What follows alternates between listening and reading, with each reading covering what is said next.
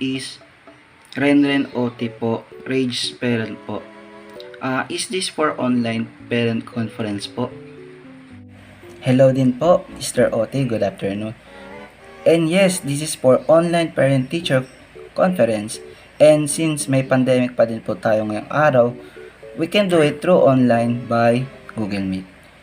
And naggawa po ako ng isang conference for parents para ma-update ko po kayo para sa progress ng inyong anak sa aking klase.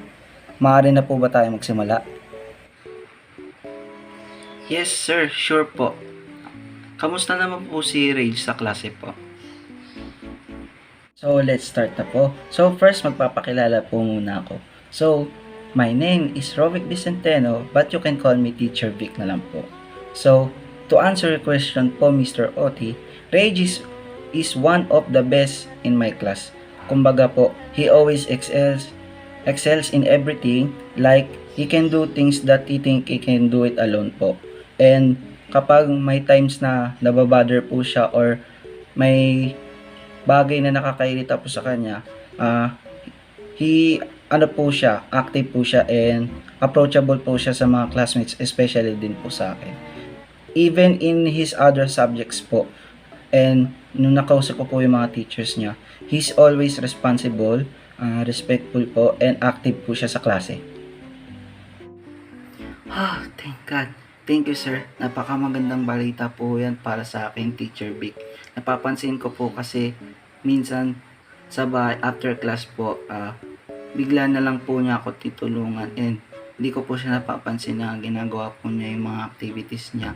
And imbis na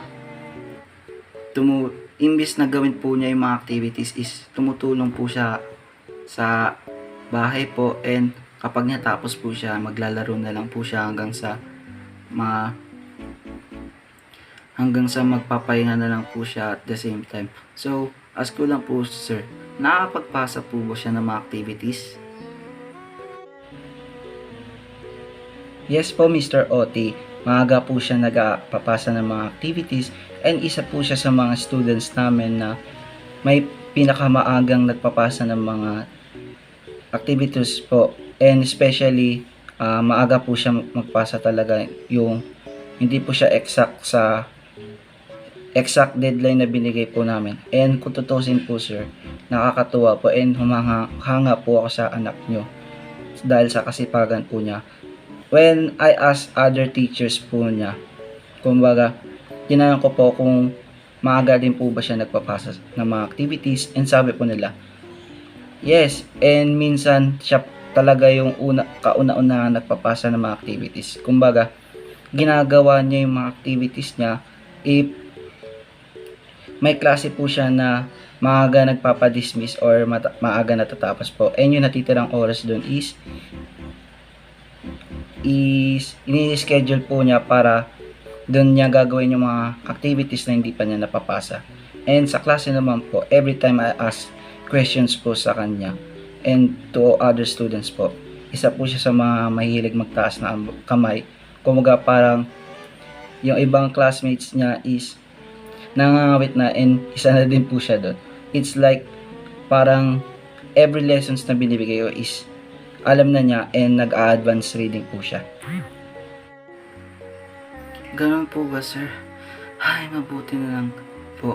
Kasi mahirap po sa bahay namin ngayon, yung sitwasyon namin po is na mahirap po. Yung asawa ko po kasi sir nasa abroad po, and ako naman po rumarakit minsan sa construction and kung saan pa po pwede mapagkakitaan po. Kamusta naman po yung mga grades ni Rage po or mga scores po niya sa activity sir?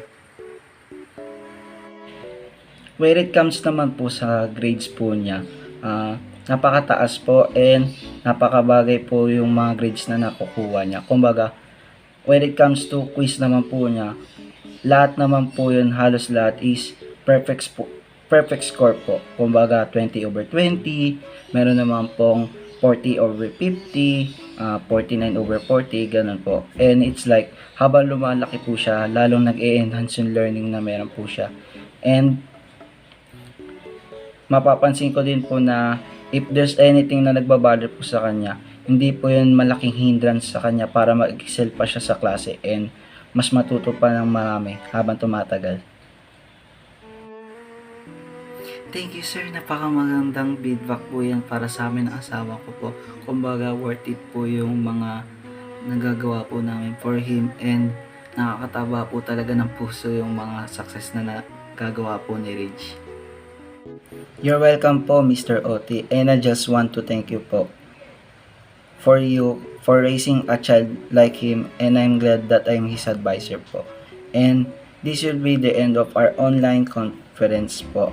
And I'll update you po for another parent-teacher conference po natin, sir. Sige po sir, noted po. And again po, labis po ako nagpapasalamat po sa inyo for helping my son sa lahat ng mga achievements po na nakuha po niya. And sana marami pa po siyang matututunan po sa inyo. Ingat po kayo sir. God bless po. No problem po, sir. Ingat din po kayo and pakimusta na lang po ako kay Rage. God bless din po.